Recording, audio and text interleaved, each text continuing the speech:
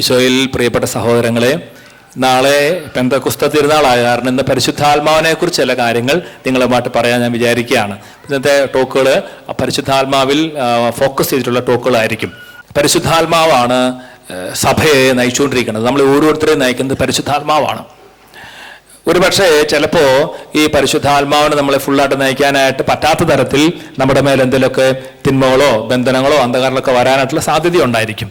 അപ്പോൾ നമ്മളിങ്ങനെ ഒരുമിച്ച് കൂടി കർത്താവിനെ ആരാധിക്കുകയും പരിശുദ്ധമായിട്ടുള്ള കൂദാശകൾ സ്വീകരിക്കുകയും ചെയ്യുമ്പോൾ നമ്മുടെ മേലുള്ള പല ഭാരങ്ങളും തിന്മയുടെ അരികളെല്ലാം വിട്ടുപോയി നമ്മുടെ മേൽ ആത്മാവിൻ്റെ അഭിഷേകം ധാരാളം നിറയുന്ന കാര്യത്തിന് യാതൊരു സംശയമില്ല. അപ്പോൾ ഇന്ന് ഈശോ മാമുദിസ സ്വീകരിച്ചപ്പോഴാണ് ഈശോയുടെ മേൽ പരിശുദ്ധാത്മാവിൻ്റെ ഒരു പ്രത്യേക അഭിഷേകം ഉണ്ടായത്. ഈശോ മാമൂസ സ്വീകരിക്കാൻ വേണ്ടി ഒരുങ്ങുന്നതിനെ കുറിച്ച് വിശുദ്ധ ലൂക്കായുടെ സുവിശേഷം 3-ാമത്തെ അധ്യായത്തിന്റെ 21-22 വാക്യങ്ങൾ പറഞ്ഞിട്ടുണ്ട്. ഒന്ന് വായിക്കാം. ഈശോ എങ്ങനെയാണ് ബാപ്റ്റിസ്റ്റിന് വേണ്ടി പ്രിപ്പയർ ചെയ്തത്. അപ്പൊ ഈശോയുടെ ചില ക്വാളിറ്റീസ് നമ്മൾ കാണുകയാണ്. ഈശോ ഹോളി സ്പിരിറ്റിനെ സ്വീകരിക്കാൻ വേണ്ടി ചെയ്ത ചില മെത്തേഡുകൾ നമ്മളൊന്ന് പഠിക്കുകയാണ്. ആദ്യം ഒന്ന് വായിച്ചു, എല്ലാവരും കൂടെ ചേർന്ന് വായിച്ചേ. ജനം സ്നാനം സ്വീകരിച്ചുകൊണ്ടിരിക്കുമ്പോൾ യേശു വന്ന് സ്നാനമേറ്റു. അവൻ പ്രാർത്ഥിച്ചുകൊണ്ടിരിക്കുമ്പോൾ സ്വർഗം തുറക്കപ്പെട്ടു. വായിച്ചോ. പരിശുദ്ധാത്മാവ് പ്രാവിന്റെ രൂപത്തിൽ അവന്റെ മേൽ ഇറങ്ങി വന്നു. സ്വർഗത്തിൽ നിന്നും ഒരു സ്വരവും ഉണ്ടായി, നീ എന്റെ പ്രിയപുത്രൻ, നിന്നെ ഞാൻ പ്രസാദിച്ചിരിക്കുന്നു. അപ്പം ജനം സ്നാനം സ്വീകരിച്ചുകൊണ്ടിരിക്കുമ്പോൾ യേശു വന്നു. അപ്പൊ ജനത്തിന്റെ കൂടെ, ജനം എന്ന് പറഞ്ഞു കഴിഞ്ഞാൽ അവർ പാപം ചെയ്ത ആൾക്കാരാണ്. യേശു എന്ന് പറഞ്ഞാൽ പൂർണ്ണമായിട്ടുള്ള പരിപൂർണമായിട്ടുള്ള വിശുദ്ധി, പരിശുദ്ധനാണ് ഈശോ. പക്ഷേ ജനത്തിന്റെ കൂടെ യേശു എളുപ്പപ്പെട്ട് നിൽക്കുകയാണ്. ഞാൻ ചിലപ്പോൾ കാണാറുണ്ട്, ചിലപ്പോൾ ചില ശുശ്രൂഷകളൊക്കെ നടത്തുമ്പോൾ ചില വൈദികർ അവർ പറയും, ഞങ്ങൾക്ക് അച്ഛന്മാരുടെ സ്പെഷ്യൽ ധ്യാനത്തിന് പോകണ്ട, ഞങ്ങൾ ആളുകളുടെ കൂടെ ഇരുന്ന് പ്രാർത്ഥിക്കുന്നതാണ് ഞങ്ങൾക്ക് കൂടുതൽ അഭിഷേകം. അങ്ങനെ ആൾക്കാരുടെ കൂടെ ഇരുന്ന് പ്രാർത്ഥിക്കുന്ന അച്ഛന്മാരെ ഞാൻ കണ്ടിട്ടുണ്ട്. എനിക്കറിയാം ചില അൽമാരായിട്ടുള്ള സഹോദരങ്ങൾ ആത്മീയതയിലൊക്കെ ഒത്തിരി വളർന്ന ആൾക്കാരാണെങ്കിലും അവരുടെ ആ ഒരു എളിമയോടുകൂടി സാധാരണ ആളുകളുടെ കൂടെ വന്നിരുന്ന് പ്രാർത്ഥിക്കുന്നവരെ ഞാൻ കുറേ പേരെ കണ്ടിട്ടുണ്ട്. പക്ഷെ ചില ആൾക്കാർ അങ്ങനെയല്ല, എനിക്ക് കുറച്ച് ഞാൻ ഒത്തിരി സ്പിരിച്വലായിട്ട് വളർന്നു എന്നൊക്കെ പറഞ്ഞ് അങ്ങ് മാറിപ്പോകും. ഇവിടെ ഈശോയുടെ ഒരു മനോഭാവം എങ്ങനെയാണ്? ജനം സ്നാനം സ്വീകരിക്കാൻ വരുമ്പോൾ ഈശോ പരിശുദ്ധനാണെങ്കിലും ഈശോ ദൈവമാണെങ്കിലും ഈശോ എളിമപ്പെട്ട് ജനത്തിന്റെ കൂടെ വരികയാണ്. അപ്പൊ ജനത്തിന്റെ കൂടെ വരുമ്പോൾ ബാക്കിയുള്ള ആൾക്കാർ നോക്കുമ്പോൾ എന്താണ്? യേശു ഞങ്ങളെ പോലൊരു പാപി. പക്ഷെ യേശു ശരിക്കും പാപിയാണോ? യേശു പാപിയല്ല. അങ്ങനെ യേശുവിനെ തന്നെ ഹംബിൾ ചെയ്യുകയാണ്, എളിമപ്പെടുത്തുകയാണ്. ഒരു വ്യക്തിയിൽ പരിശുദ്ധാത്മാവ് എന്നറിയാനുള്ള വളരെ പ്രധാനപ്പെട്ട ഒരു കാര്യം പരിശുദ്ധ വചനം നമ്മളെ പഠിപ്പിക്കുന്നത് ഈ എളിമയാണ്. പരിശുദ്ധ അമ്മയുടെ പക്കലേക്ക് ദൂതം വന്നു കഴിഞ്ഞപ്പോ പരിശുദ്ധ അമ്മ പറഞ്ഞത്, ഇതാ കർത്താവിന്റെ ദാസിയാകുക, ദാസനാകുക എന്ന് പറഞ്ഞാൽ എനിക്കൊന്നുമില്ല കർത്താവേ, ഞാൻ അയോഗ്യനാണ് കർത്താവ്, ഞാൻ പാപിയാണ് ഈശോയെ എന്നുള്ള ഒരു മനോഭാവം. മാർപ്പാപ്പ ഫ്രാൻസിസ് മാർപ്പാപ്പയോട് പത്രക്കാർ ചോദിച്ചു, who is this George Bergoglio, who is this Francis? അപ്പൊ അദ്ദേഹം പറഞ്ഞ കാര്യം എന്നാ? ഐ ആം എ സിന്നർ, ഞാനൊരു പാപിയാണ്. അതൊരു മനോഭാവമാണ്. നമ്മൾ അത്രയും ഒരു എളിമയിലേക്ക് അങ്ങോട്ട് പ്രവേശിച്ചു വരികയാണ്. യേശുവിന്റെ ഒരു മനസ്സ് അങ്ങനെയാണ്. ഈശോനെ പഠിപ്പിക്കുകയാണ്, ഒരു പാഠം പഠിപ്പിക്കുകയാണ്. നമുക്ക് he's teaching us a lesson. If you want to receive the holy spirit you have to humble yourself. അപ്പോ ഈശോ ജനത്തിന്റെ കൂടെ വന്നപ്പോ ശരിക്കും പറഞ്ഞാൽ യോഹന്നാൻ സമ്മതിക്കുന്നുണ്ടോ? അല്ല. മത്തായിയുടെ സുവിശേഷം യോഹന്നാൻ പറയുന്നു, അയ്യോ നീ എൻ്റെ അടുത്ത് വരരുത്, ഞാൻ നിന്റെ അടുത്ത് മാമോസ വാങ്ങാനിരിക്കുമ്പോൾ നീ എൻ്റെ അടുത്ത് വരികയാണോ? അങ്ങനെ യോഹന്നാൻ തടഞ്ഞു. അപ്പോ ഈശോ പറഞ്ഞൊരു വാക്യമുണ്ട്, നമുക്കൊന്ന് വായിച്ചു വെക്കാം. മത്തായിയുടെ സുവിശേഷത്തിൽ അതിൻ്റെയും 3-ാമത്തെ അധ്യായമാണ്, 14-15 വാക്യങ്ങൾ. അവിടെ യോഹന്നാൻ മാംദാനെ ഇങ്ങനെ യേശുവിനോട് പറഞ്ഞു, ഞാൻ നിന്നിൽ നിന്ന് സ്നാനം സ്വീകരിക്കേണ്ടിയിരിക്കെ നീ എൻ്റെ അടുത്തേക്ക് വരുന്നോ എന്ന് ചോദിച്ചുകൊണ്ട് യോഹന്നാൻ അവനെ തടഞ്ഞു. അപ്പൊ യേശു പറഞ്ഞ ഉത്തരം നമ്മൾ എല്ലാവരും മനസ്സിലാക്കേണ്ട ഒരു പ്രധാനപ്പെട്ട ഒരു വലിയൊരു തിയോളജിക്കൽ കീ ആണ്, ഒരു താക്കോലാണ്. ഒരു ശുശ്രൂഷ അല്ലെങ്കിൽ നമ്മുടെ കൃപയുടെ ഒരു അടിസ്ഥാനപരമായ ഒരു വചനം ഈശോ പഠിപ്പിക്കുകയാണ്. എന്ന് വായിക്കാമോ എല്ലാവരും കൂടെ ചേർന്ന്? മത്തായിയുടെ സുവിശേഷം 3-ാമത്തെ അധ്യായം എന്നാൽ 15-ാമത്തെ വാക്യം. Matthew chapter 3:15. എല്ലാവരും കൂടെ വലതേറി ഉയർത്തി അച്ഛൻ പറഞ്ഞ ഒരുമിച്ച് ഏറ്റു പറയുക. എന്നാൽ യേശു പറഞ്ഞു ഇപ്പോൾ ഇത് സമ്മതിക്കുക, അങ്ങനെ സർവ്വനീതിയും പൂർത്തിയാക്കുക നമുക്കുചിതമാണ്. കരങ്ങൾ താഴ്ത്താം. അതാണ് ഈശോ പറയാണ്, സകല നീതിയും പൂർത്തിയാക്കുക നമുക്കുചിതമാണ്. എന്താണ് ശരിക്കും പറഞ്ഞാൽ ബൈബിളിലെ നീതി? ബൈബിളിലെ നീതി എന്ന് പറഞ്ഞു കഴിഞ്ഞാൽ ഇങ്ങോട്ട് നോക്കിയേ, ഞാൻ പാപിയാണ്, എൻ്റെ യേശു നീതിമാനാണ്. He's just full of justice. അപ്പോ റൈച്ചിയസ്, ഈശോയെ ഹീസ് റൈച്ചിയസ്. അപ്പൊ ഞാൻ എന്ന പാപി എൻ്റെ യേശുവിൻ്റെ അടുത്തേക്ക് പോയി, എൻ്റെ യേശുവെ ഞാൻ പാപിയാണ് എന്ന് പറഞ്ഞ് നമ്മുടെ പാപം യേശുവിന് കൊടുക്കുമ്പോൾ യേശു നമുക്ക് തിരിച്ചു തരുന്നതാണ് നീതീകരണം. നീതീകരിക്കപ്പെടും. ഇത് വലിയൊരു സത്യമാണ്. ക്രിസ്ത്യാനിറ്റിയിലെ ഏറ്റവും വലിയൊരു മിസ്റ്ററിയാണത്. ഒരു വ്യക്തി എത്ര വലിയ പാപിയാണെങ്കിൽ അയാളെ ശരിക്കും അനുദപിച്ച് എൻ്റെ ദൈവമേ എനിക്ക് തെറ്റുപറ്റി എന്ന് പറഞ്ഞ നമ്മുടെ എല്ലാ പാപങ്ങളും ഈശോയ്ക്ക് കൊടുക്കുമ്പോൾ ഈശോയുടെ നീതിയിൽ നമ്മളെ പങ്കാളികളാക്കും. അതുകൊണ്ടാണ് കോറിന്തോസ് 2 കോറിന്തോസ് 5:21 എന്തെന്നാൽ അവനിൽ നാം എല്ലാവരും ക്രിസ്തുവിന്റെ ദൈവത്തിന് നീതിയാകേണ്ടതിന് അവിടുന്ന് അവിടെ യേശുവിനെ പാപമാക്കി എന്ന് വായിച്ച് ഭയങ്കര ഒരു വചനാണ്. എന്തെന്നാൽ അവനിൽ നാം എല്ലാവരും ദൈവത്തിന്റെ നീതിയാകേണ്ടതിന് പാപം അറിയാത്തവനെ ദൈവം നമുക്ക് വേണ്ടി ജീസസ് ബിക്കേം സിൻ എന്ന് പറഞ്ഞ പാപമാക്കി ദൈവം. ഇത് വലിയൊരു ദൈവിക രഹസ്യമാണ്. ഇത് അറിഞ്ഞ ആഴത്തിൽ ഉള്ളിൻ്റെ ഉള്ളിൽ വിശ്വസിക്കുന്ന വ്യക്തി ആ ക്രിസ്തീയ സന്തോഷത്തിലേക്ക് വീണ്ടും അവന് കുറ്റബോധം ഉണ്ടായേല. എപ്പോഴും എൻ്റെ കർത്താവ് എൻ്റെ പാപങ്ങൾ ഏറ്റെടുത്തു, ആ ഈശോയ്ക്ക് വേണ്ടി ജീവിക്കണം എന്നുള്ള വലിയൊരു അഭിഷേകവും ബോധ്യവും ആഴത്തിൽ ഇങ്ങനെ ഉണ്ടായിക്കൊണ്ടിരിക്കും. ഈ വചനം ഒന്നുകൂടെ വായിക്കുക. എന്തെന്നാൽ വായിച്ചോ.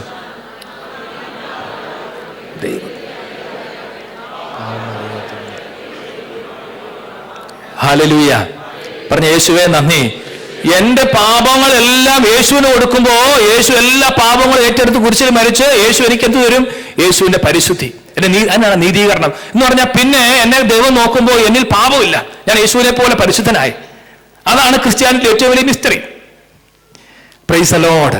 അതുകൊണ്ടാണ് യോഹന്നാനോട് യേശു പറയണത്, ഇപ്പോൾ ഇത് സമ്മതിക്കുക, അങ്ങനെ സകല നീതിയും പൂർത്തിയാകണം. അങ്ങനെ സകല നീതിയും പിതാവായും പൂർത്തിയാക്കുന്നത് എപ്പോഴാണ്? യേശു ക്രിസ്തു കുരിശിൽ കടന്ന് എല്ലാ പാപങ്ങളും ഏറ്റെടുത്ത് അങ്ങോട്ട് യേശു മരിക്കുകയാണ്. അതിനെക്കുറിച്ച് പൗലോസ് പറഞ്ഞ വചനാണ്, എന്തെന്നാൽ അവനിൽ നാം എല്ലാവരും ദൈവത്തിന്റെ നീതിയാകേണ്ടതിന് പാപം അറിയാത്തവനെ ദൈവം നമുക്ക് വേണ്ടി പാപമാക്കി. പാപം അറിയാത്ത യേശു പാപമായിട്ട് മാറി. Price the Lord. യേശുവേ നന്ദി. അതുകൊണ്ടാണ് നമ്മൾ ഇടയ്ക്കിടയ്ക്ക് കുമ്പസാരം എന്ന കൂദാശീകരിക്കാൻ നിങ്ങളെ പ്രോത്സാഹിപ്പിക്കുന്നത്. അതുകൊണ്ടാണ് നമ്മുടെ യുവജന മക്കൾക്ക് ടീനേജേഴ്സിന് വചനം കൊടുക്കാനായിട്ട് നമ്മൾ ഇത്രയും ശുഷ്കാന്തി കാണിക്കുന്നത്. അപ്പം സാധാരണഗതിയിൽ ചില മക്കൾ അവർക്ക് ഈ പാപം ചെയ്തു കഴിയുമ്പോൾ ഭയങ്കരമായ കുറ്റബോധമാണ്. പിന്നെ അവരുടെ ഫ്രണ്ട്സ് പറയും അത് പാപമൊന്നുമല്ല എന്ന് പറയും. പ്രത്യേകിച്ച് സെക്സ്വൽ സിൻസ്, പോണോഗ്രഫി, മറ്റുള്ള അഡിക്ഷൻസ്, പാപം, ഡ്രഗ്സ്, അങ്ങനത്തെ മേഖലയിൽ അങ്ങനെ നിരാശ വരും പല കുട്ടികൾക്കും. പക്ഷെ അവർ യേശുവിന്റെ അടുത്തേക്ക് ഒന്ന് വചനം കേൾക്കി ദൈവസ്നേഹത്തെക്കുറിച്ച് കേൾക്കുകയും യേശു എല്ലാ പാപങ്ങളും ഏറ്റെടുത്ത് യേശു തന്നെ ഫ്രീ ആക്കി എന്നുള്ള വചനം കേട്ട് കഴിയുമ്പോൾ എന്ത് പറ്റും? ഈ കുറ്റബോധന കട്ടെല്ലാം അങ്ങോട്ട് കഴിഞ്ഞ് ഒരു ഫ്രീഡമാണ്. ഇങ്ങനെ ഫ്രീഡം അനുഭവിച്ച യുവജനങ്ങളാണ്, ടീനേജേഴ്സ് ആണ് യേശുവിന്റെ പുറകെ പിന്നെ നടക്കുന്നത്. പറഞ്ഞ പ്രൈസ് ദി ലോർഡ്. ഹല്ലേലൂയ. യേശുവേ നന്ദി. അപ്പോ യേശു ക്രിസ്തു ജ്ഞാനസ്നാനം സ്വീകരിക്കാൻ വേണ്ടി വന്നു. സ്നാപകൻ തടഞ്ഞു. യേശു പറഞ്ഞു ഇപ്പോൾ സമ്മതിക്കണം, അവൻ എല്ലാ നീതിയും പൂർത്തിയാകണം. സ്നാപകൻ സമ്മതിച്ചു. ബൈബിൾ പറയാണ്, അപ്പോൾ യേശു പ്രാർത്ഥിച്ചുകൊണ്ടിരിക്കുമ്പോൾ പരിശുദ്ധാത്മാവ് പ്രാവിന്റെ രൂപത്തിൽ വന്നു. ഈ പ്രാവ് എന്നുള്ളത് വളരെ പ്രധാനപ്പെട്ട ഒരു ചിഹ്നമാണ്.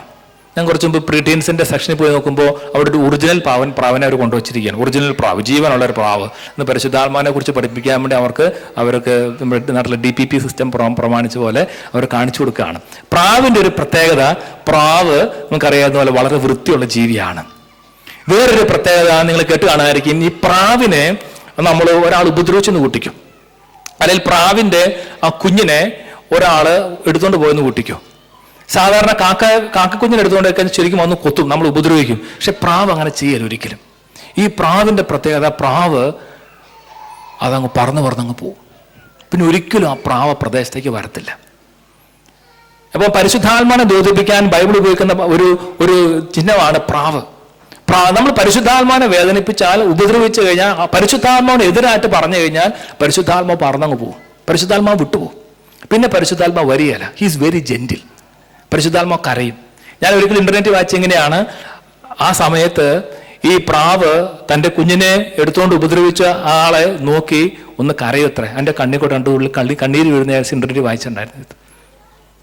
പ്രിയപ്പെട്ട സഹോദരങ്ങളെ, പ്രാവിന്റെ രൂപത്തിൽ പരിശുദ്ധാത്മാവ് ഈശോയുടെ മേൽ വന്നു. അതുപോലെ ഒരു സ്വരം കേൾക്കുകയാണ്, ഇവൻ എൻ്റെ പ്രിയപുത്രൻ, ഇവൻ ഞാൻ സംപ്രീതനായിരിക്കുന്നു പറഞ്ഞ ഒരു സൂപ്പർ നാച്ചുറൽ ആയിട്ടുള്ള ഒരു ഇവന്റ് അവിടെ സംഭവിക്കുകയാണ്.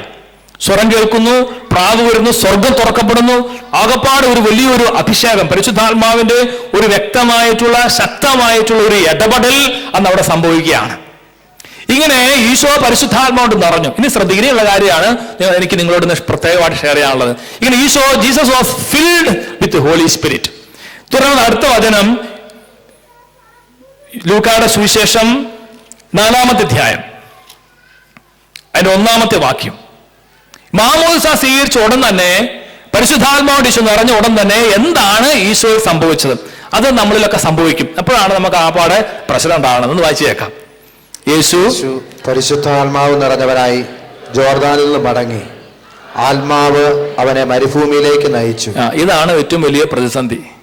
സംഗതി നമുക്ക് ധ്യാനമെല്ലാം കൂടി ശരിക്കും നമ്മൾ പ്രാർത്ഥിച്ച് എളുപ്പപ്പെട്ട് കുമ്പസാരിച്ച് നമ്മൾ കർത്താവെ തെറ്റുപറ്റി എന്നൊക്കെ പറഞ്ഞ് കരഞ്ഞ് നിലവിളിച്ച് എന്ത് പറ്റും?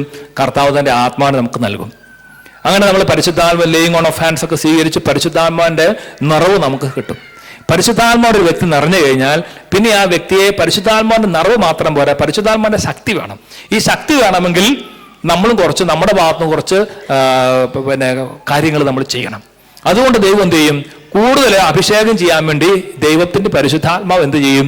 മരുഭൂമിയിലേക്ക് നമ്മളെ കൊണ്ടുപോകും. ചില ആൾക്കാർ പരാജയപ്പെടും, ചില ആൾക്കാർ അവിടെ വീണുപോകും. പക്ഷെ ചില ആൾക്കാർ അവിടെ യുദ്ധം ചെയ്ത് അവിടെ പിടിച്ചു നിൽക്കും.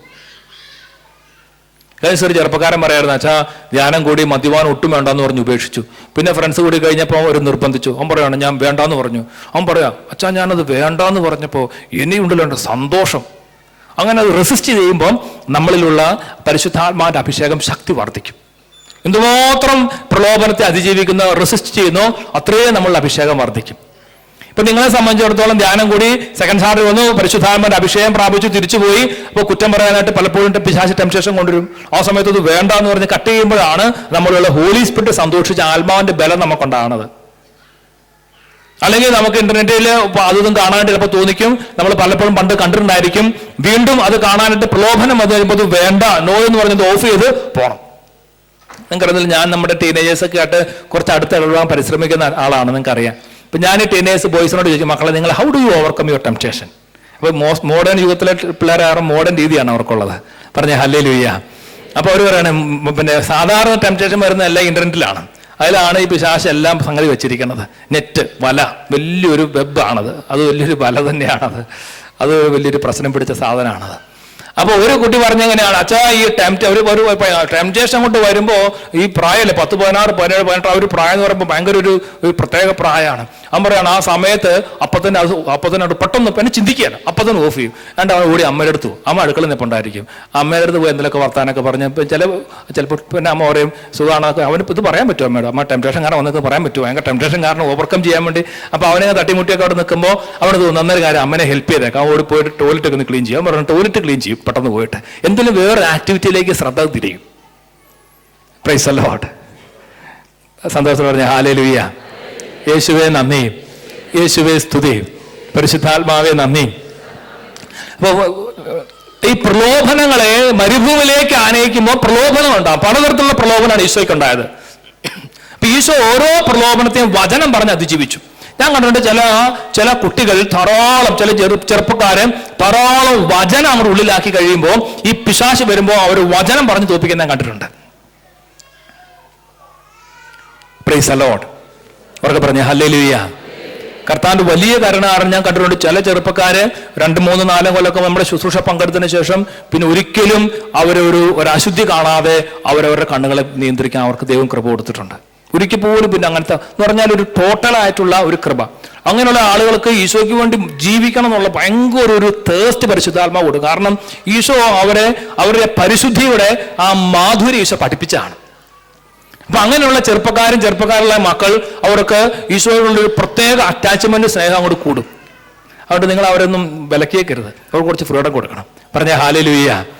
യേശുവേ നന്ദി, യേശുവേ സ്തുതി. പ്രിയപ്പെട്ട സഹോദരങ്ങളെ, ഞാൻ പറഞ്ഞു വരുന്നതാണ്, ആത്മാവ് കൊണ്ട് നിറവുണ്ടായ അപ്പൊ തന്നെ പിശാചല്ല യേശുവിനെ മരുഭൂമിയിലേക്ക് ആനയിച്ചത്. ആരാണ്?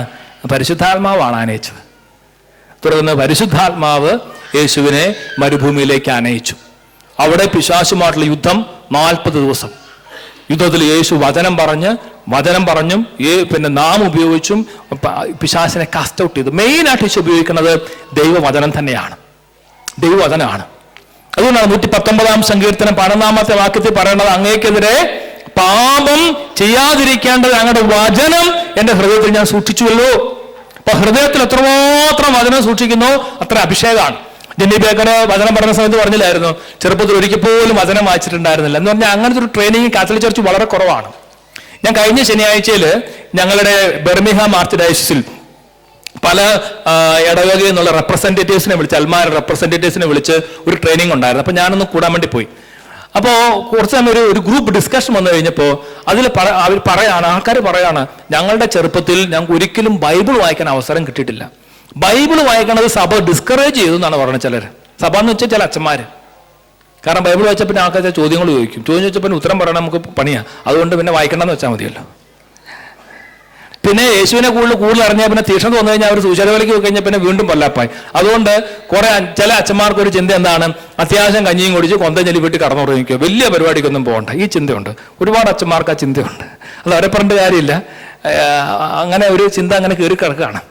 അപ്പൊ എന്ത് പറ്റും, ഈ സമയത്താണ് നമ്മുടെ സഹോദരന്മാർ പെന്തക്കോസ്തക്കാർ പലതരത്തിൽ അവർ വചനം പറഞ്ഞു ശുശ്രൂഷ ചെയ്തു. അവർക്ക് മാതാവുമില്ല, പരിശുദ്ധ കുർബാനയില്ല, ഒന്നുമില്ല. പക്ഷെ അവരെന്ത് ചെയ്യും, അവർ വചനമുള്ള കാരണം വചനം പറഞ്ഞും വിശ്വസിച്ചും അവർ മുമ്പോട്ട് പോയി അവരുടെ സഭ വളർന്നുകൊണ്ടിരിക്കുകയാണ്. നമ്മുടെ സഭയുടെ അവസ്ഥ ഇംഗ്ലീഷ് ചർച്ച നോക്കി, എൻ്റെ ഇംഗ്ലീഷ് പള്ളിയിൽ ഒറ്റ ചെറുപ്പക്കാർ കുർബാനയ്ക്ക് വരുന്നില്ല. ഇംഗ്ലീഷ് പള്ളിയിൽ എന്ന് പറഞ്ഞാൽ അങ്ങനത്തെ ഒരു അവസ്ഥയാണ്. നമ്മൾ പലതരത്തിൽ ട്രൈ ചെയ്യുന്നുണ്ട്. കുറച്ചൊക്കെ ഹോമിഷനൊക്കെ നടത്തി കുറച്ച് മുതിർന്നവരൊക്കെ വരുന്നുണ്ട്. പക്ഷെ യൂത്തിനെ അട്രാക്ട് ചെയ്യാൻ സാധിക്കുന്നില്ല. ഇൻ ജനറലായിട്ട് അങ്ങനത്തെ ഒരു തിന്നി അങ്ങോട്ട് കയറി അടിച്ചു. കൺഫർമേഷൻ കഴിഞ്ഞാൽ പിന്നെ പള്ളി പോകണ്ടെന്നുള്ള രീതിയിൽ. അതിനൊക്കെ നമുക്ക് എതിർത്ത് തോൽപ്പിക്കാൻ ദൈവത്തിന്റെ പരിശുദ്ധാത്മാവിന് മാത്രമേ പറ്റുള്ളൂ. പ്രിയപ്പെട്ടവരെ, ഈ ലണ്ടൻ ഭാഗത്തൊക്കെ ചില ചർച്ചകളുണ്ട്, യുവജനങ്ങൾ അട്രാക്ട് ചെയ്യുന്ന 10,000-കണക്കിന് യൂത്ത് 2 മണിക്കൂറൊക്കെ വേണം ആ ചർച്ചിൽ നിന്ന് പ്രവേശിക്കാനായിട്ട്. അവരുടെ ചെറുപ്പക്കാര്. നമ്മുടെ കാത്തലിക് ചർച്ചിൽ അങ്ങനെ ഉണ്ടാവേണ്ടത് നിങ്ങൾ പ്രാർത്ഥിക്കണം. എന്താ പറയണത്? പറഞ്ഞ ഹല്ലേലൂയ. ഇപ്പോഴത്തെ ഒരു കാഴ്ചപ്പാട് എന്താണെന്ന് വെച്ചാൽ പല ആൾക്കാർ ഉള്ളിൽ ഇങ്ങനെ അച്ഛന്മാരുള്ളിലും പതിഞ്ഞു. എന്താ, കൺഫർമേഷൻ കഴിഞ്ഞ് പിന്നെ പിള്ളേർ പള്ളി വരത്തില്ല. പിന്നെ കുറച്ച് കഴിയുമ്പോൾ അവർ പള്ളി വരും. ചിലരെങ്കിലും വളരെ ചുരുക്കം പേര് കല്യാണം കഴിഞ്ഞ് പിള്ളേരേക്കാൻ പള്ളി വരും. ഈ ഒരു ചിന്ത നമ്മൾ അങ്ങോട്ട് സാറ്റിസ്ഫൈഡ് ആണ്. അതൊരു എന്താ പറയുക, പിശാചിന്റെ തട്ടിപ്പാണത്. നമ്മളതല്ല. കുറച്ച് കഴിയുമ്പോൾ നമ്മുടെ ഹൃദയത്തിൽ അങ്ങനത്തെ വരാൻ സാധ്യതയുണ്ട്. പിള്ളേർ കുറച്ച് കഴിയുമ്പോൾ പള്ളി പോകേണ്ട സ്ഥിതി നമ്മുടെ വന്നു കഴിഞ്ഞാൽ നമ്മൾ അങ്ങനെ അങ്ങോട്ടും ഇങ്ങോട്ടും നോക്കുമ്പോൾ അവരുടെ പള്ളി കൊച്ചും പോകുന്നില്ല. പിന്നെ ഇതായിരിക്കും നോർമൽ. പള്ളി പോകുന്ന അബ്നോർമലായിട്ട് മാറ്റും. ഹോളി സ്പിരിറ്റ് വന്നില്ല പിന്നെ ഇതെല്ലാം ഒരു വലിയ ബേർഡനാണ്. പക്ഷേ പരിശുദ്ധാത്മാവ് വന്നു കഴിഞ്ഞാൽ വലിയ അഭിഷേകമാണിതെല്ലാം. അപ്പൊ ശ്രദ്ധിച്ചേ, യേശു പരിശുദ്ധാത്മാവ് നിറഞ്ഞവനായി യോർദാനിൽ നിന്ന് മടങ്ങി ആത്മാവ് അവനെ മരുഭൂമിയിലേക്ക് നയിച്ചു. 13-ാമത്തെ വാക്യം, അപ്പോൾ പ്രലോഭനം എല്ലാം അവസാനിപ്പിച്ച് നിശ്ചിത കാലത്തേക്ക് അവനെ പിശാചി വിട്ടുപോയി. കുറച്ചു കാലത്തേക്ക് പോകുള്ളൂ, പിന്നെ വീണ്ടും വരും. 14-ാമത്തെ വാക്യം, അതാണ് പ്രധാനപ്പെട്ടത്. ലൂക്കാ 4:14. യേശു ആത്മാവിന്റെ ശക്തിയോടുകൂടെ ഗലീലയിലേക്ക് മടങ്ങിപ്പോയി. പ്രലോഭനങ്ങൾ കഴിഞ്ഞപ്പോൾ എന്ത് സംഭവിച്ചു? യേശു ആത്മാവിന്റെ ശക്തി, filled with power of the holy spirit, പരിശുദ്ധാത്മാവിന്റെ ശക്തി യേശുവിന്റെ മേലെ അങ്ങോട്ടുണ്ടായി. ഈ പരിശുദ്ധാത്മാവിന്റെ ശക്തി കടന്നു വരുമ്പോഴാണ് നമുക്ക് സാക്ഷ്യം വഹിക്കാനായിട്ട് ഉള്ള ഉണർവുണ്ടാകുന്നത്. പരിശുദ്ധാത്മാവ് സഭയിൽ സത്യമായും പ്രവർത്തിക്കുന്നു എന്ന് നമുക്ക് എല്ലാവർക്കും അറിയാം. വിശുദ്ധ ജോൺ ക്രിസോസ്റ്റം എന്ന് പറയുന്ന വലിയൊരു വിശുദ്ധൻ, അദ്ദേഹം അതിനെക്കുറിച്ച് പറയണത് ഇങ്ങനെയാണ്. ശ്രദ്ധിച്ചിരുന്നാൽ പറയാം. ഒന്നാമത്തെ കാര്യം അദ്ദേഹം പറയണത്, ഈ പരിശുദ്ധാത്മാവ് സഭയിൽ ഉണ്ട്, നമ്മുടെ ജീവിതത്തിൽ ഉണ്ട് എന്ന് ഒന്നാമത്തെ അടയാളം അദ്ദേഹം പറയണത്, there are signs and wonders in the church, miracles and healings in the church.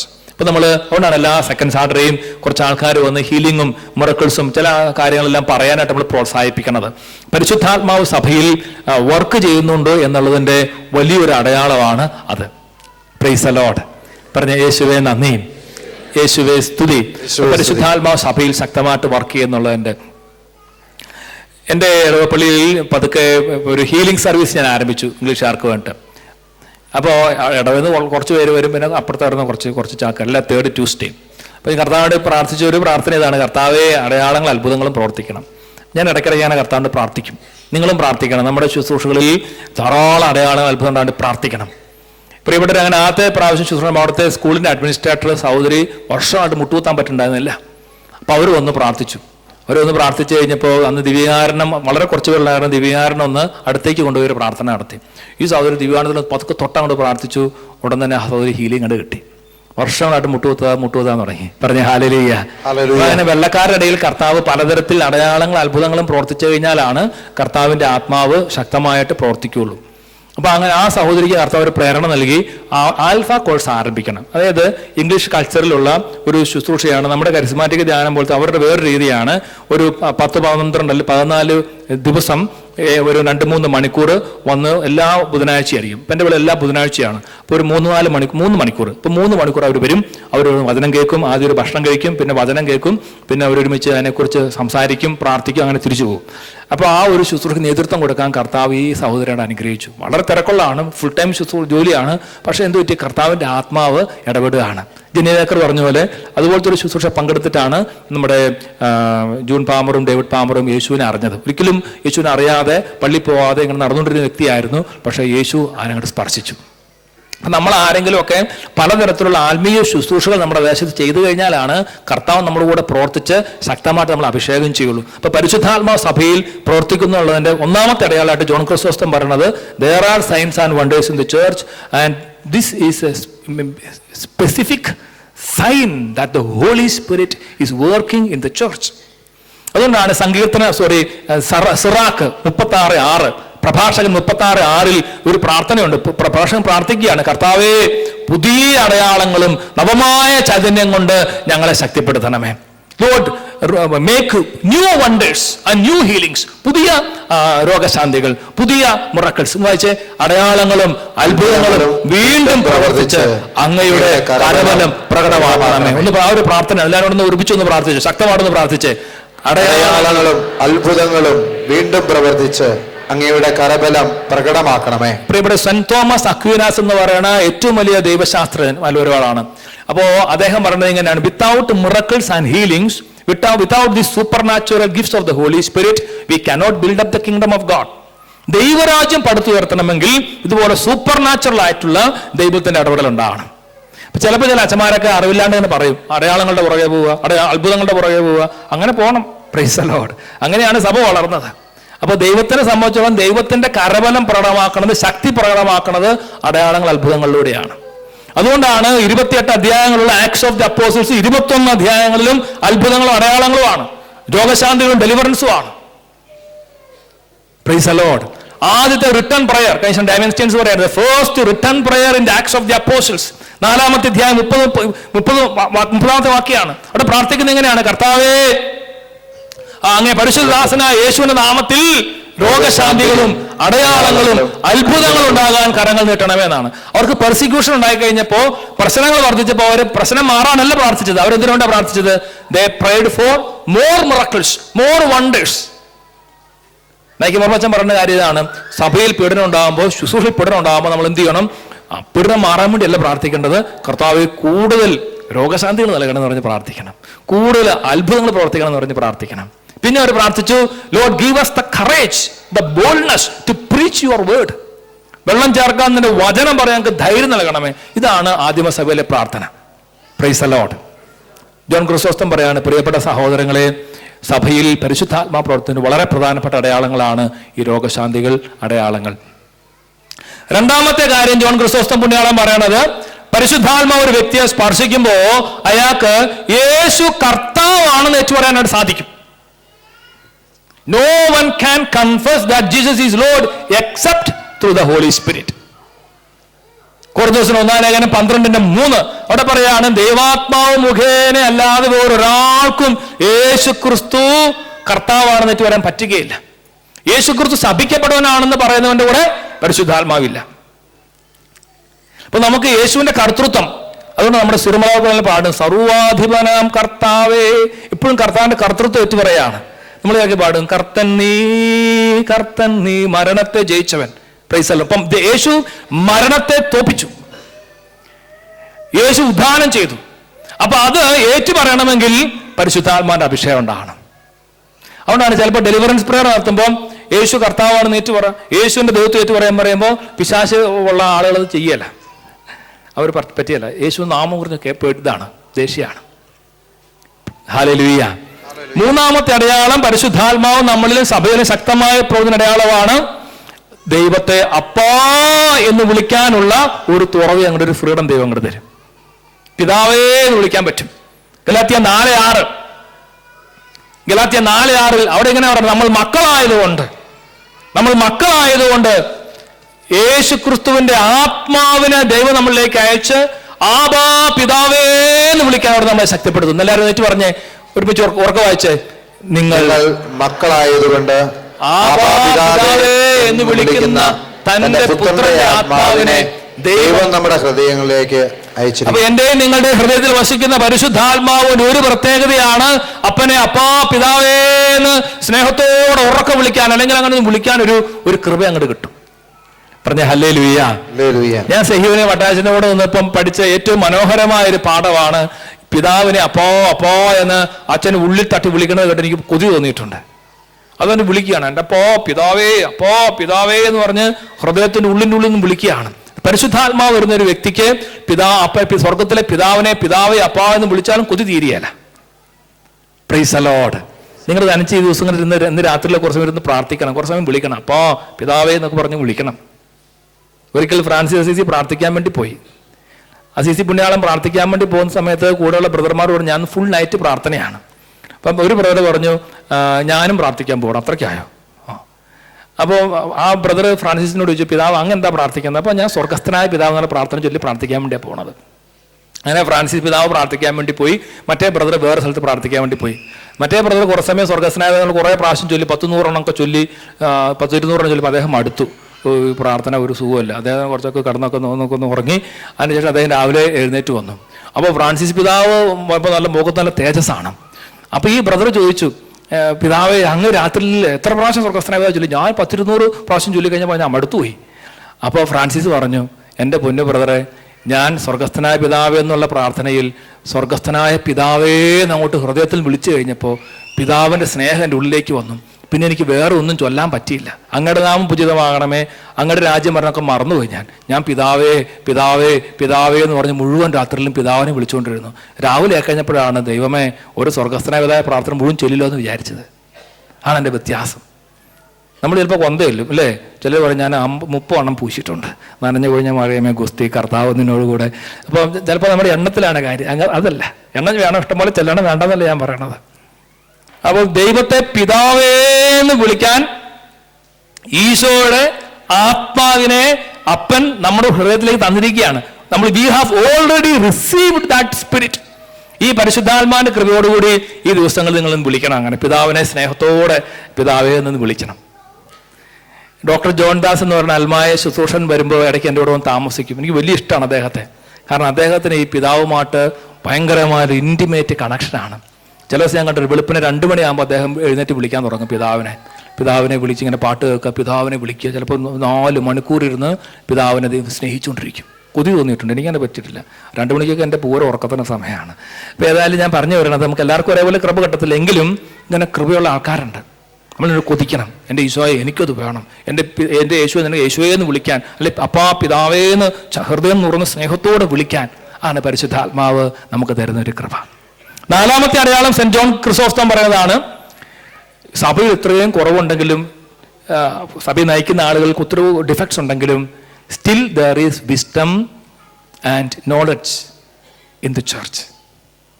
സഭയുടെ ടീച്ചിങ്സിലൊന്നും ഒരു തെറ്റുമില്ല. സംഗതി ഇപ്പം ഞങ്ങളെപ്പോലുള്ള നയിക്കുന്ന ആൾക്കാർക്ക് കുറച്ച് കുറവുകൾ കാണുമായിരിക്കും, പക്ഷെ സഭ ആശിച്ച് പരിശുദ്ധിയാണ്.